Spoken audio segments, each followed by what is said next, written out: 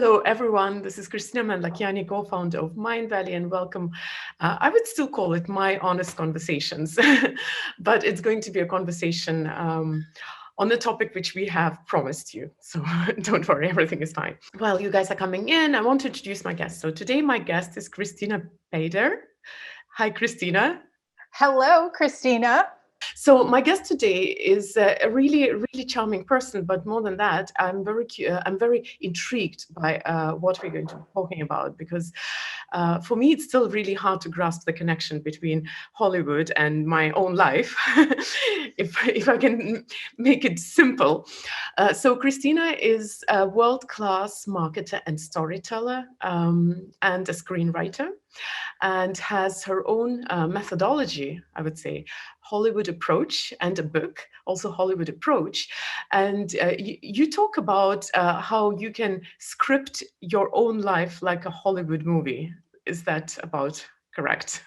That is it. That is correct. Yes. Kristina, tell me first. First, I want to understand one thing.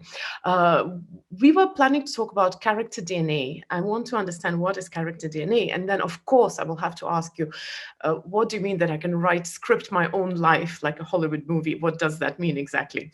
But first, the character DNA, please.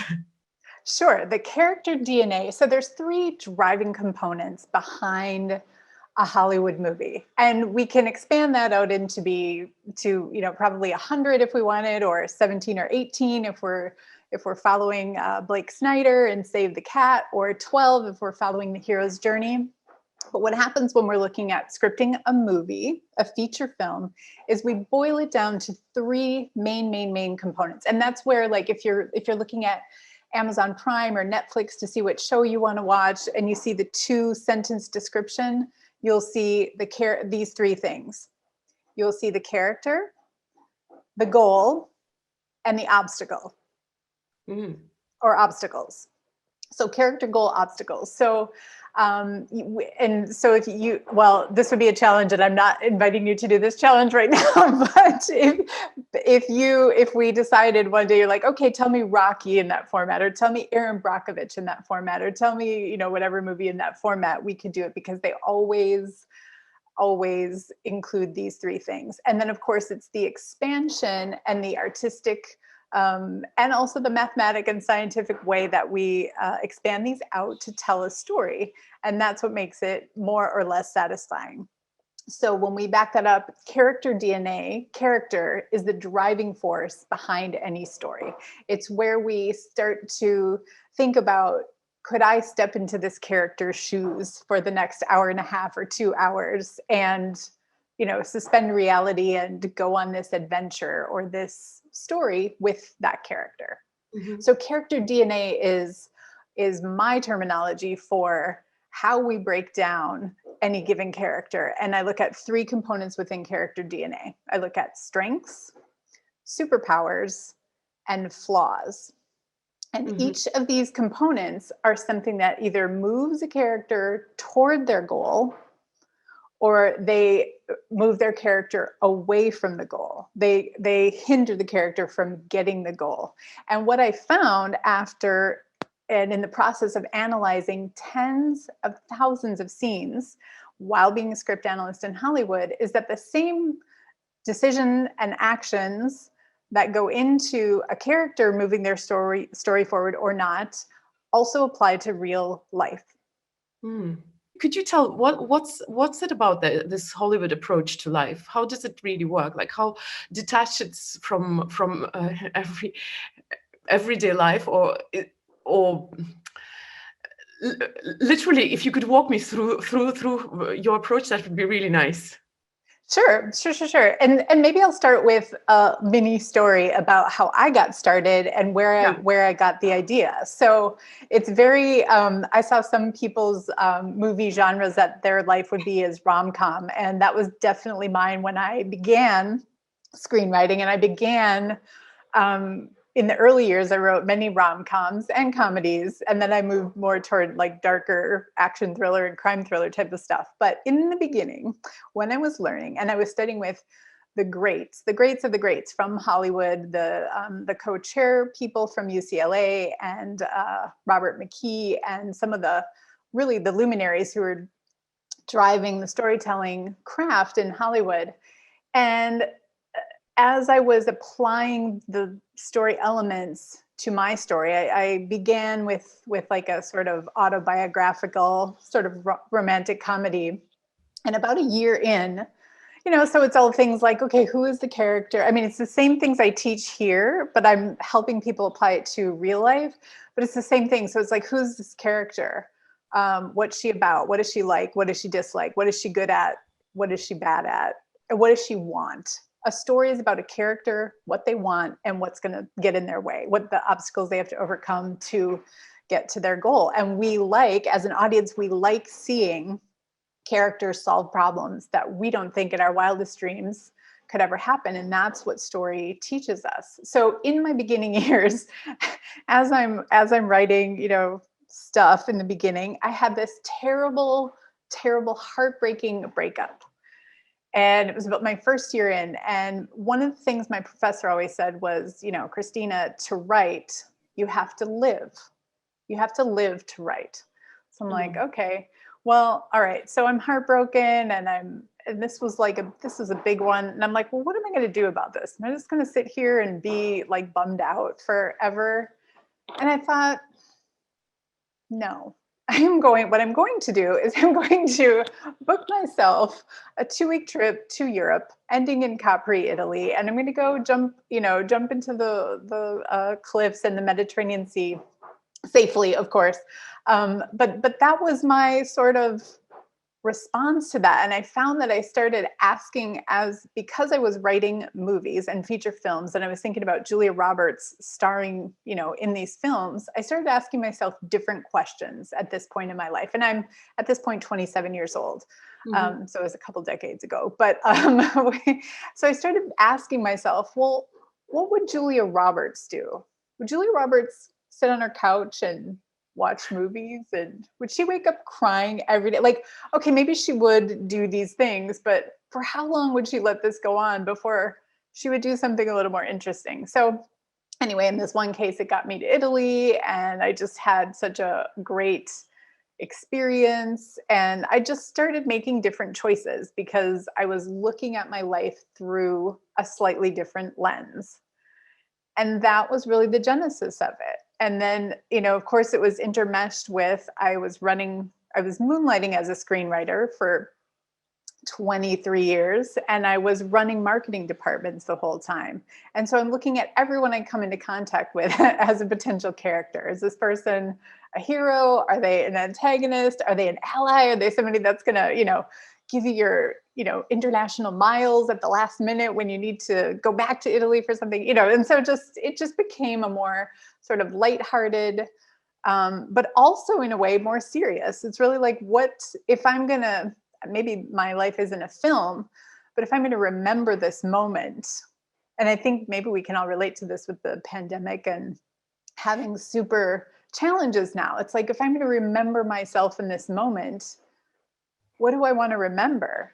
And so it's almost like a future pull, or just kind of looking at it from sort of different angles. And for me, and also I started challenging other people, and we just started coming up with different answers and different choices. And I think that's the thing, different choices and maybe more conscious choices. And we were pulled a little bit more to, just to do things that we would want to look back on and be proud or be happy that we made a specific choice.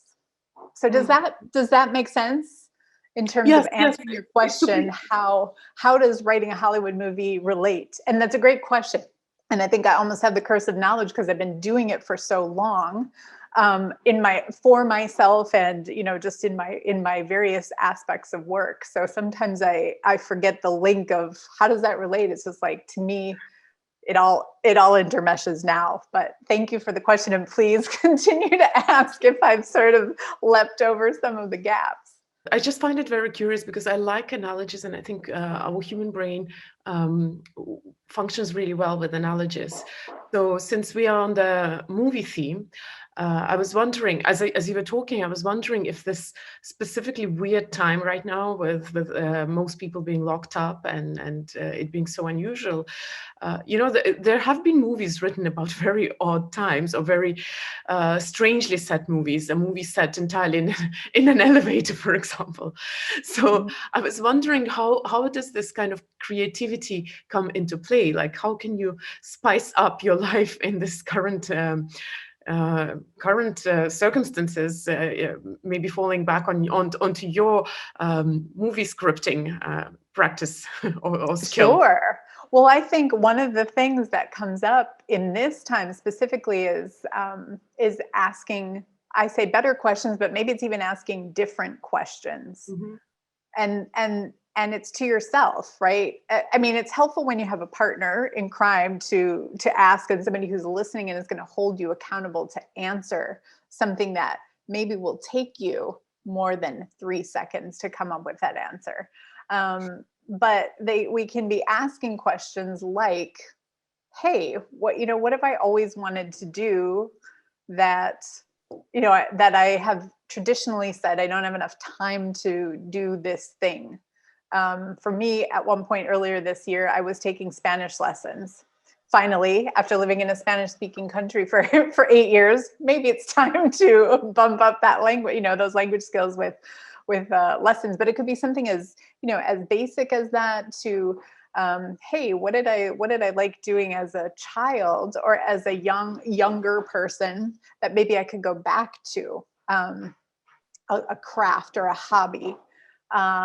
What, even speaking of movies, what films maybe would it be nice to study or to look at? Maybe they're classics, or maybe they're comedies, or maybe they're the ones that are labeled or predicted to be Oscar nominations this year. And so it could be any number of questions, but I would encourage people to start with their interests, either interests that they have and haven't been able to get to for a while, or maybe had as a child and maybe could reinvigorate, or just be curious and be seeking and be asking different things and be having conversations with people who might challenge you to say, hey, we might not, this time is so unique, and there might not, we can hope, never be a time when we have this much time on our hands in our home again. So what unique thing could we do with that? So you teach people how to turn their life into a movie, like a Hollywood movie. Where do you start with that?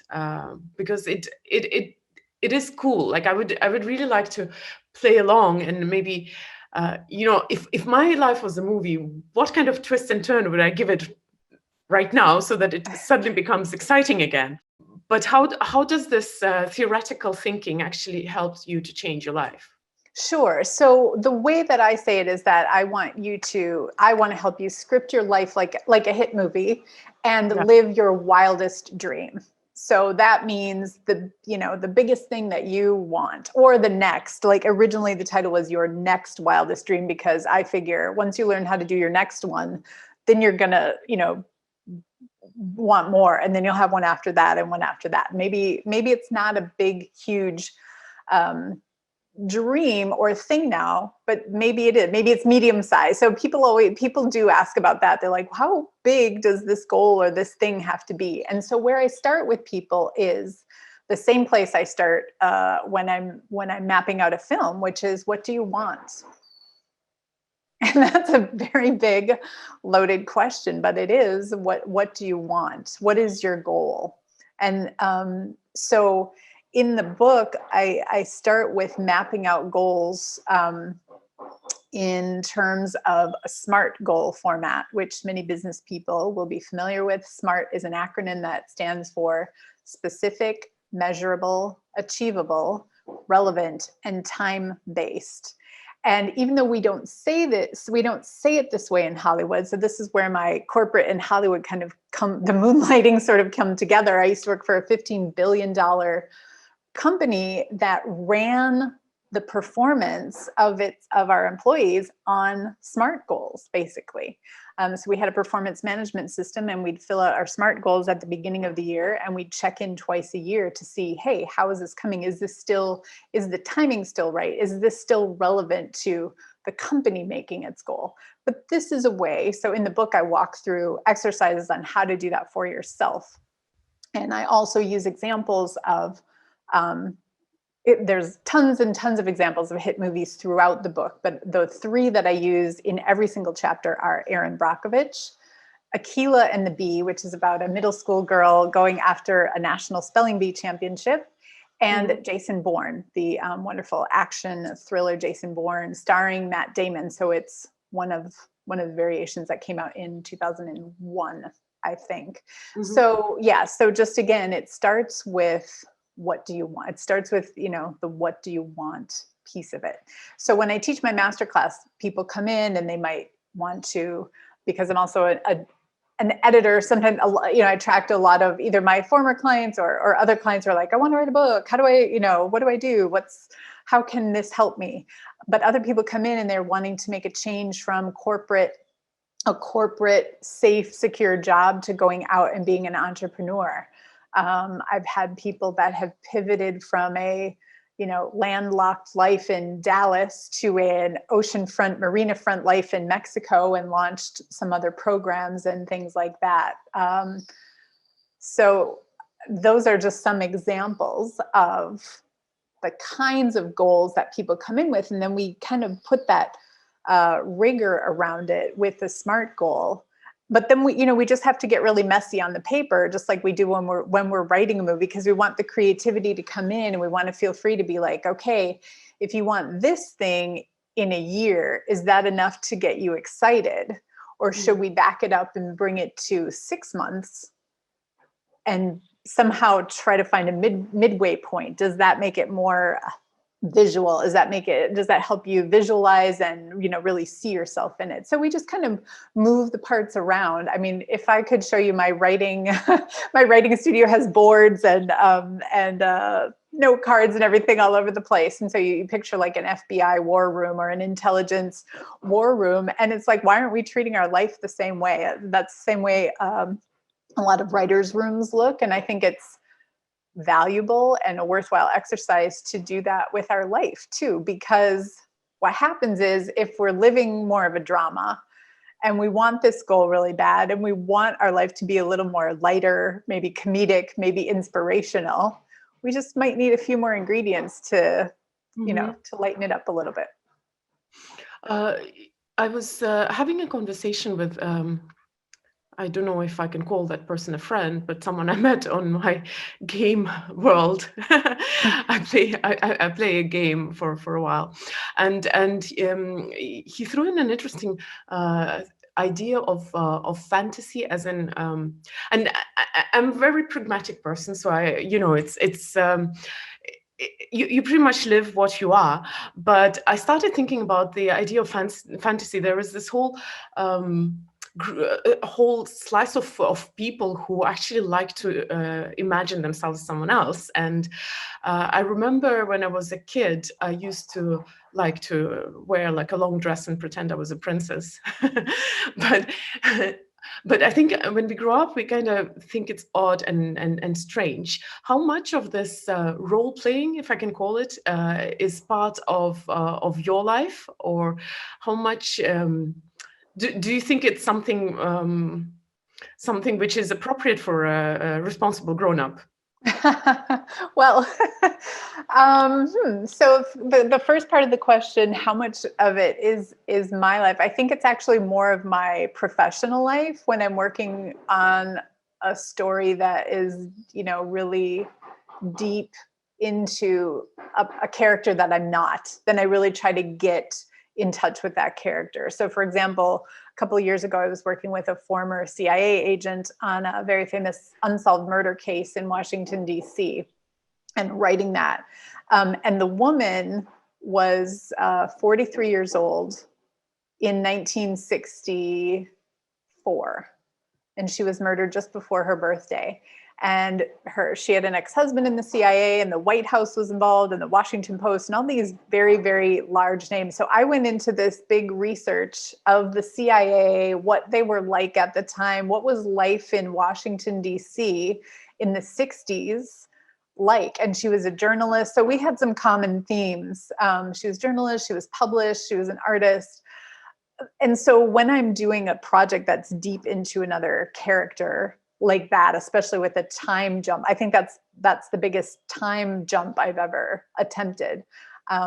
Then I try to, like, I bought a typewriter from the time period and the case, and was just like, wow, like when she was going around, she had to carry this thing, and now we have laptop. I don't know.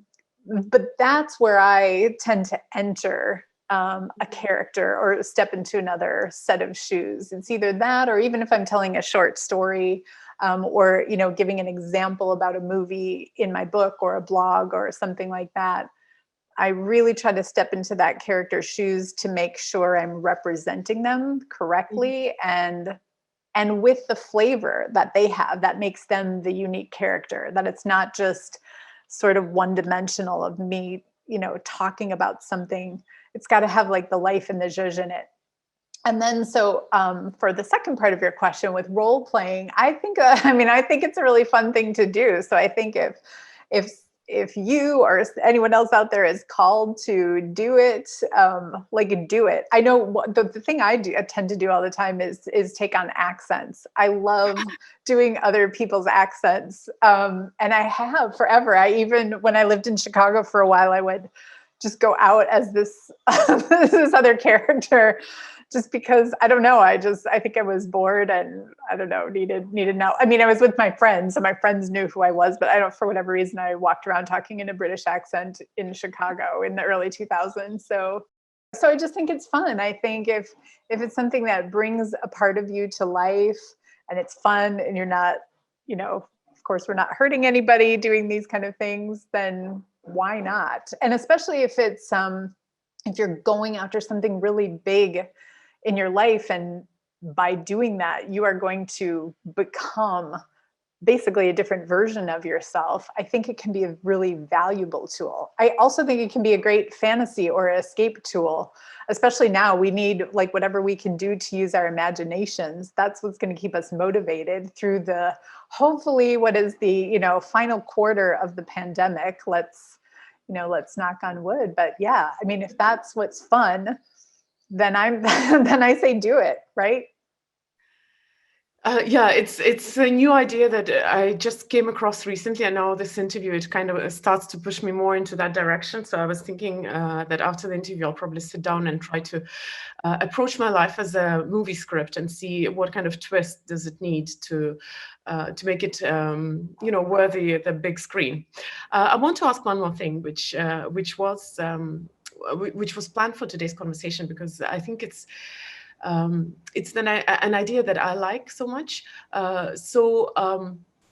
You mentioned flawsomeness as part of the mix. So on one side, when you're talking about the character DNA, there are things which propel you in the story, which actually are obstacles. But how does the flawsomeness go into that equation? And is it something which propels you, or is it your obstacle? Where does it fit?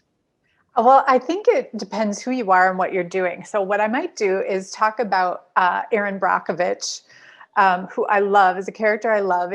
For people who maybe aren't familiar with her, she was a broke, jobless mother of 3 in California, and she became one of the most inspiring legal advocates of our time. And she led a class action the largest class action lawsuit in US history, to the tune of $333 million. So let's just look at her as an example. So she started out, she was jobless, broke, mother of 3, and she became a multimillionaire because she won this case on behalf of these plaintiffs, with the help and through the story. If you haven't seen the story in a while, it's such a great and inspiring story. And today, I mean, and the story came out, I want to say in the early 90s. So she continues today on this path. So such an inspiring real life character. And she says on her website that 98% of the movie is true. So I love this as an example, because then people can't come back to me and say, oh, somebody made this up. You Hollywood people like did it. So it's a true story. And so if we look at, first of all, her strengths, because we can't, I say, I mean, my view is I don't like to look at flaws or anything else in a vacuum. We need to look at the whole picture: strengths, superpowers, and flaws. So her strengths are she's dedicated, she's a hard worker, she's really smart, she is a go-getter. And I'm just saying them off the top of my head. In the book, I'm more thoughtful about them. Her superpower is maybe that she's just on a mission, not just on a mission, but she's on a mission. And her flaws in the story. So the other thing that's important to remember when we talk about the character DNA is it's really important to analyze the character DNA within the context of the story. And really what that means within the context of the goal, right? So let's say she was terrible at making peanut butter and jelly sandwiches. Well, that has nothing to do with, with her up-leveling her career and creating a life for her family and her children. Her goal in this story is really to have a career. And then she ends up, having a mission, right? So her flaws in this story and with this particular case is that she's not formally educated in law. She's brash. And she's somewhat a rogue agent. And when I talk about flawsomeness, it's really this, I call flawsomeness the highly scientific equation of your flaws and your awesomeness. So if we think about what I just talked about for Erin Brockovich in the context of this movie, okay, so she's not formally legally trained, but she's brash. But in this story, when people are getting ripped off by their water company, maybe they need somebody brash and who's going to shake things up. So there's kind of this combination that happens of, in the right story, the flaws will also propel you forward, or they will challenge you as the character to learn or to grow in a certain way. So one of the other flaws we could say she has in the context of this movie, she's very independent and autonomous, which can also be an asset, as many of our flaws can be, right? But in this movie, in this story, she doesn't like to ask for help. And the case becomes so huge that she and the senior the owner of the law firm she's working for, they really have to have help beyond the law firm. Like the scope of the problem they're trying to solve and the case they're trying to win is really beyond their own efforts.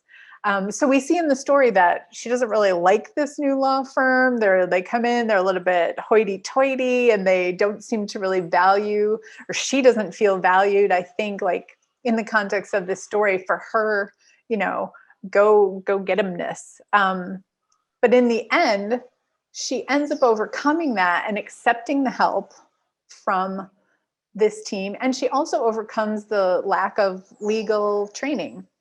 Because she knows each of these plaintiffs and she has so many things memorized by each of their cases by heart. So she overcomes that with her superpowers, which her superpower or her strength, which being smart, and being and caring so much about these clients. So I hope that's kind of an encapsulation of Erin Brockovich as an example of flawsomeness, but as also an example of her entire character DNA and which elements help her move her story forward. So we all can do that.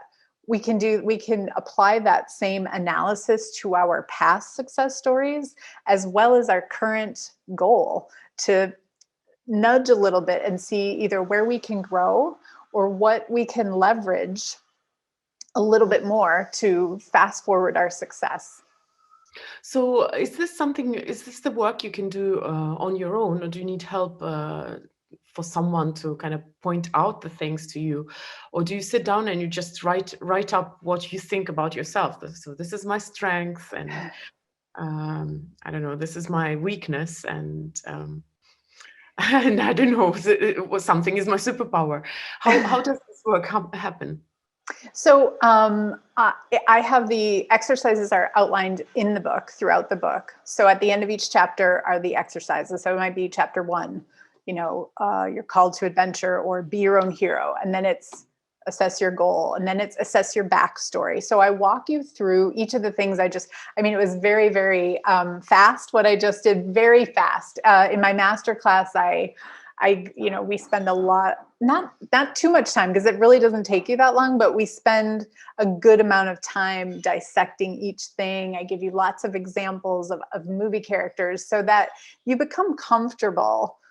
Because some people really have a challenge listing their strengths, which was kind of a surprise to me. And other people, it's almost like a blind spot. They're like, I'm very uncomfortable. I can't tell you, I can't think about my strengths, even if it's a story about when I was 10 years old or something. So some people really have a block. So I walk them through the process in the book. It's based on work I did in the master class. So I know that the exercises are tested, they're successful. They're the ones that universally my students found success and found that they were able to glean a little more information about themselves. And oftentimes the most interesting part about it is what surprises you about yourself in doing this work. And I heard that from students over and over and over again. There's usually like these little things. And so it's like, if you imagine your life and you're like, of course I'd like to be a little bit happier. And then it's like, what if you just had to adjust the dial just a little bit? You're already doing it, but what if you just turned it up like 2 more notches or 1 more notch? And you just, it just helps people realize these small things that have led to past successes, and that can help them in their future success. So how does it help to compare yourself to those movie characters who are mostly fictional? Well, it helps because we are, and part of what I do too is I have a chapter called Crack Your Backstory. So what we're looking to do there is to get a little bit of distance or perspective. Because when we're looking at ourselves, oftentimes it's like trying to, as a friend of mine says, it's like trying to read a label from inside the jar. We're just like, we're just like, I can't do it. But if we look at a past story, like try to think of, so I always encourage people to go back as far as you can. You get that perspective. Like, okay, well, when I was selling Girl Scout cookies as an 11-year-old, I can just look at it a little more diplomatically, democratically, and say, okay, you know what, I was good at this, but I really didn't want to go out in the cold. You just can see yourself with a little more distance. And then similarly, if you're thinking, and one of the questions we didn't ask, but I also like to ask, if people want to answer, please feel free, but is what actor or actress would play you in the movie of your life? Okay, that's a very good question. Please, what actor or actress would play you in the movie? Yes. So throw that down. People have a lot of fun with that. Like I said, for me at 27, it was Julia Roberts. So if you, dear listeners, start, just ask the question, okay, if George Clooney was playing me, if Beyonce was living out the rest of my months in the pandemic, what would she do? If it was Julia Roberts, what would she do? I see Nora says Sandra Bullock. Thank you, Nora. Yeah, Meryl Streep. Excellent. And what would they do differently? Or if you were going to say, well, okay, she's going to play me, and here's what she's going to do, she's going to start cooking elaborate dinners, or she's going to, who knows what, she's going to jump into waterfalls, she's going to start jogging 10 miles a day. Like, I don't know what she's going to, I don't know what he or she is going to do, but it starts to bring out that play, that element of play, which we were talking about before, like stepping into a long dress and pretending to be a princess, or doing something else. So maybe it leads you to an answer that we started with in the beginning, which is, what could you do to have a little more fun? Or what would you like to come back to? Maybe that you had fun doing earlier in life. So again, distance, that's the reason. That's the reason we look back further. And that's the reason I ask, who would play you? Just to try to see yourself from a different lens. So you're not totally reading the label from inside the jar. I really like this exercise. I think I'm going to play with screenplay, with Hollywood movies, with fantasy, with everything, because I think my life has become a little bit too set in a track, thanks to what's going on in the world, which was nice for a while, but it gets boring if you're watching it from in the cinema. I want to ask Bianca if we have anyone who is ready to go online and also ask their question, because there were a few questions. Some of them were very interesting. Yes, thanks for taking this question. I'm Sanjay Matre from Mumbai, India. Thanks to both Kristinas on the occasion of wonderful International Women's Day. Yeah. And you can, according to a Russian tradition, since you are now between two Kristinas with exactly the same name, you can make a wish. Ooh, very nice. Sanjay's got a plot twist today. What? Yeah, let's hear the wish and your question, of course, Sanjay. Thank you for being here. Right.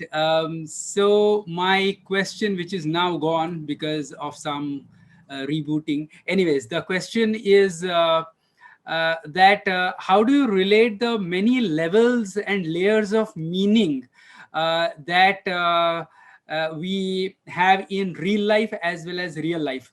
For example, in yoga, particularly in the Indian system of yoga, we have the external most, the transactional level, the worldly level things, like it's called Annamaya Kosh, the food body. And then we further get into the breath body, the Pranamaya Kosh, and then the mental processes, the Manomaya Kosh, and then consciousness, Vijnanmaya Kosh, and finally you have the Anandamaya Kosh, when you connect with the cosmic reality. So this somehow gets played out in every movie, be it Narnia, be it Harry Potter, be it the Indian very famous movie called Sholay. So you have all these characters, the good guys, the bad guys, the interim guys, the Thakur who does not have hands, but he has wisdom. So he hires these goons to attack the bigger goon, Mr. Gabbar Singh, and so on and so forth. So how does all that, these layers, these several layers, right from the external most to the innermost, the vector going inside. So how does that play out in real life as well as real life? How do you map these? So Sanjay, I totally love this question. Thank you so much for asking this. So what I do in the book is we're really focused on more of the tactical, hands-on stuff. But what's super important to know right now is that in the last 10 or 15 years, there has come out some new neuroscience on storytelling. And so what we've learned so much from this, whereas in the past, like in the 50s and 60s, there was a lot of research done on reading and how that affects your brain, and writing and how that affects your brain. Very important stuff. Probably things that a lot of us are doing. If we are in the Mind Valley community, we know that writing and journaling our exercises helps us remember more, helps us integrate it with our subconscious more and stuff like that. And also speaking our goals is important because it starts to integrate with some of our other functions. What we are learning now from the neuroscience of story is that story impacts and when told a specific way. That's a key preface.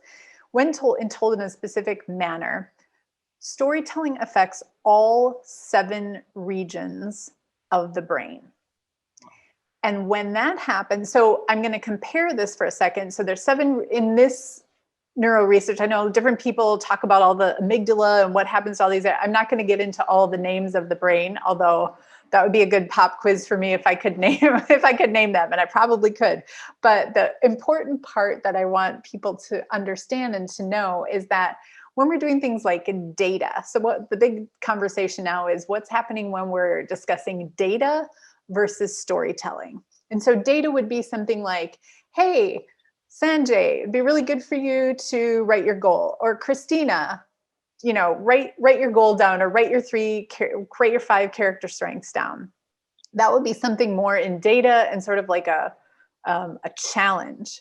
But if I tell you a story, like maybe I did with Aaron Brockovich and the awesomeness of why we want to do this, of how, or if you remember the story I told at the beginning, if you were here at the beginning when I said I had this terrible breakup. And so I decided to do something really exciting, and I asked what Julia Roberts would do. And so I went off to Italy for, a week and had a great vacation, and then, mended my broken heart and went back to real life at the end.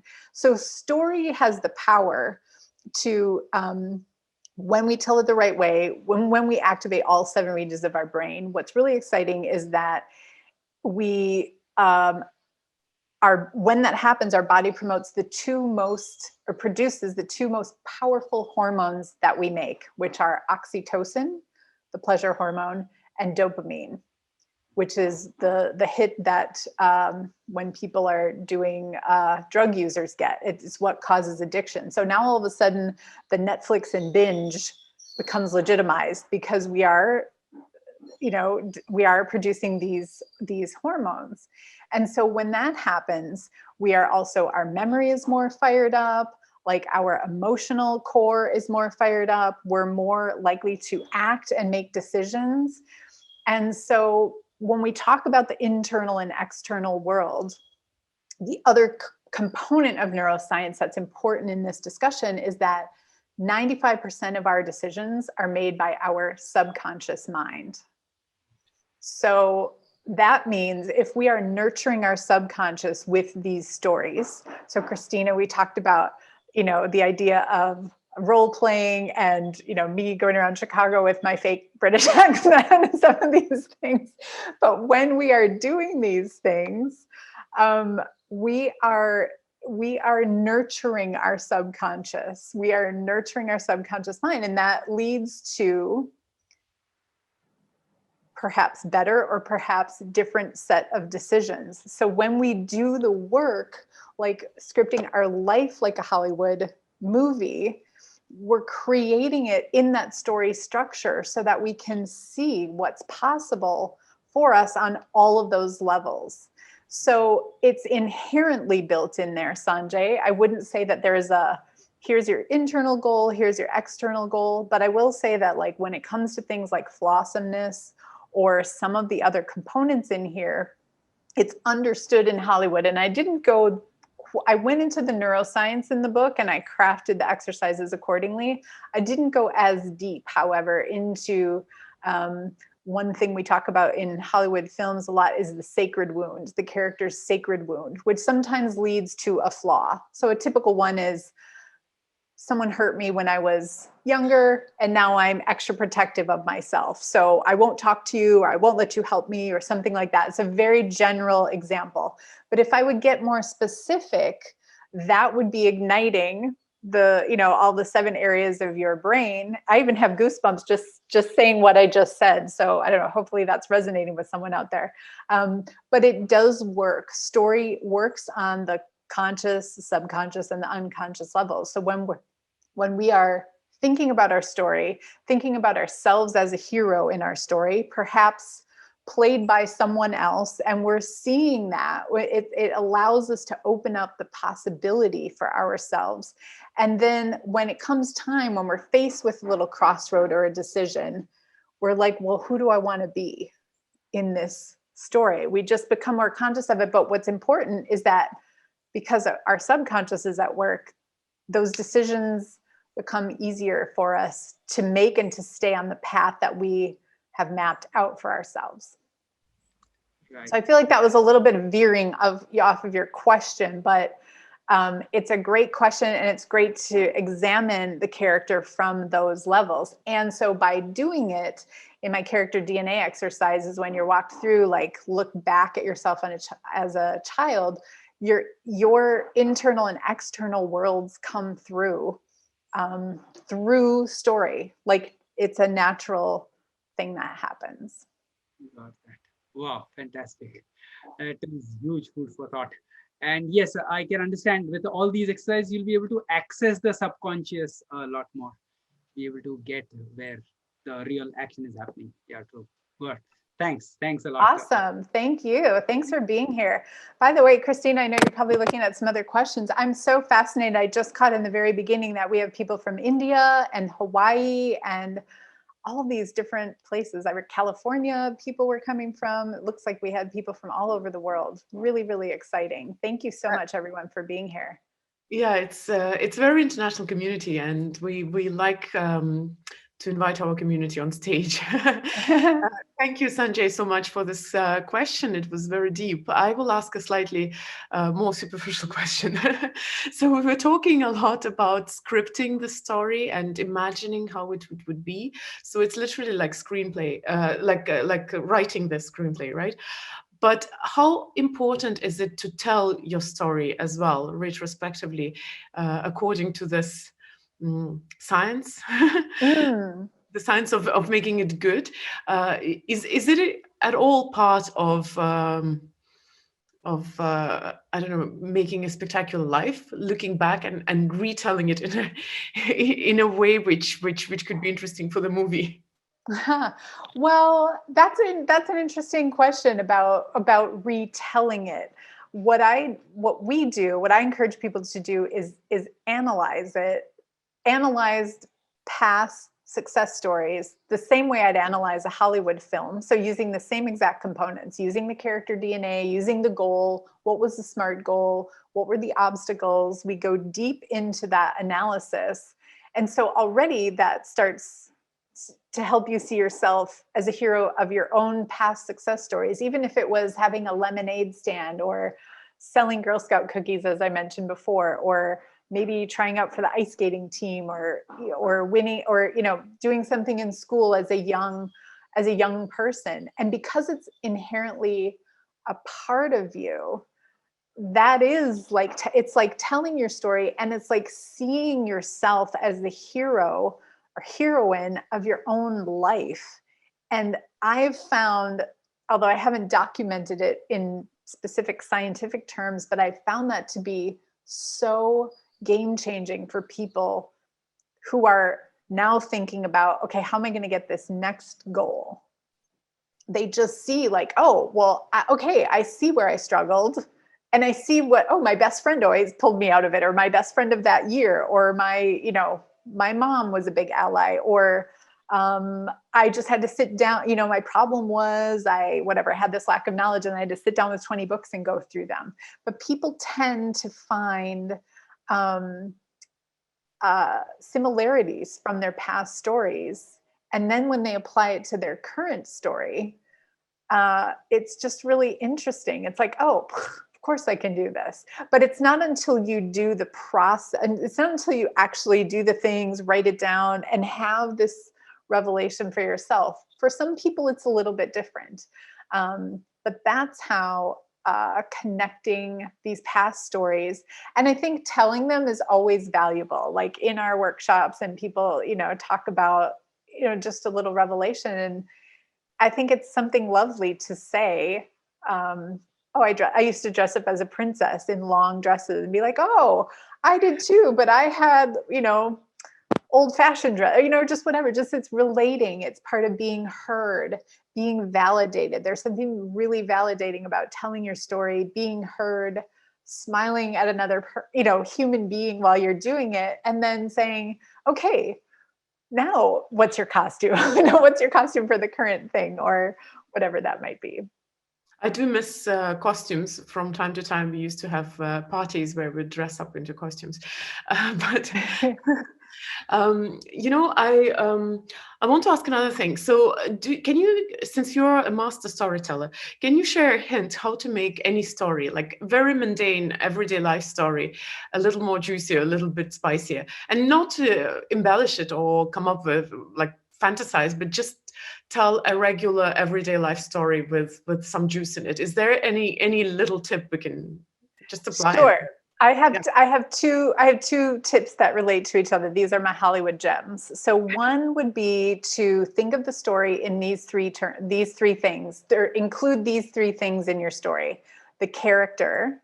So who is the story about? If it's about you, what is your flaw in the story? So character, goal, obstacles. So if you're telling a story about, I made brownies, but then I spilled them on the floor because I was answering too many emails. Like, and so I don't know, but that's not a very exciting story. But but to spice it up, I might add more detail, because the more personal the story, this is the Hollywood gem that is counterintuitive. The more personal the story, the more universal. So if I was going to tell the story about me botching a batch of brownies, I might say, oh, you know what, Kristina, I was trying to make brownies for your birthday tonight, or for International Women's Day tonight, so we could celebrate. But I had too many emails. And as usual, I was multitasking. So while I was answering, somebody else's 3 emails, I was trying to mix the batter. And then it fell on me and on the floor and everything else. And my blue shirt got all full of raspberries, and so adding some of the details, but also the personality of the character in the story, multitasking. So you see my flaw is multitasking, and then I made a mistake, and then I made a mess.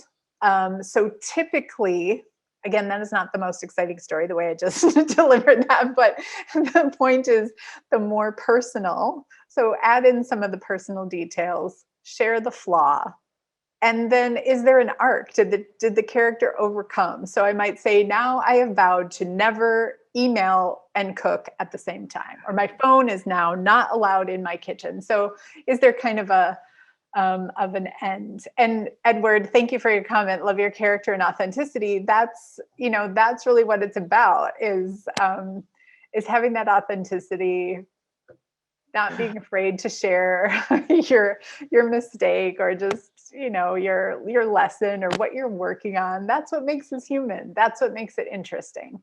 Another thing we said at UCLA, I said we, but Lou Hunter, the co-chairman of UCLA screenwriting program, always said, nobody wants to see the village of the happy people. Nobody, and that time he would say, nobody pays $20 to see the village of the happy people, meaning we're not writing movies about people who are just happy. Like that's, oh, sorry, let me do it this way. Happy, very boring, right? We engage in stories to see people solve problems. We tell our own stories and we put our own selves through things that we don't think sometimes we don't know if we will ever solve these things, but that's the excitement of it. So. Thank you so much. We have literally just 2 minutes left, and I want to ask for the last tip or homework. maybe you can come up with the homework very quickly for our listeners. If not, then just one advice for life. My advice for life is be your own hero. Be your own hero.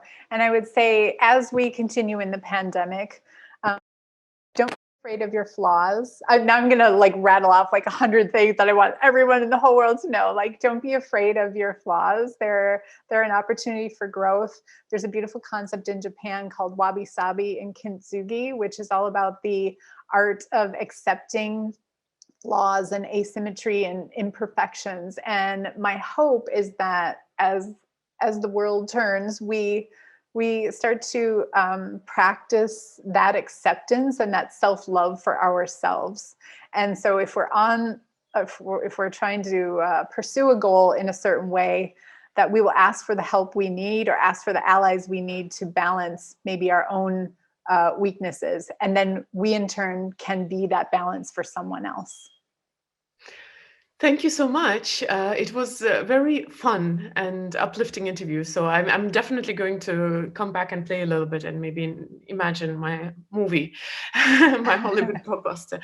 And traditionally, I want to ask everybody who's listening live to leave a heart for my guest, Kristina. If you are going to be listening to it in recording, then leave a comment, a heart, or say a few words. So thank you so much. Yes, you really made me look at my a little bit boring quarantine routine with some excitement. Like, how can I make it interesting, Hollywood movie worthy? So, thank you for that. Super fun. Next time, let's do it in costumes. That's a very good idea.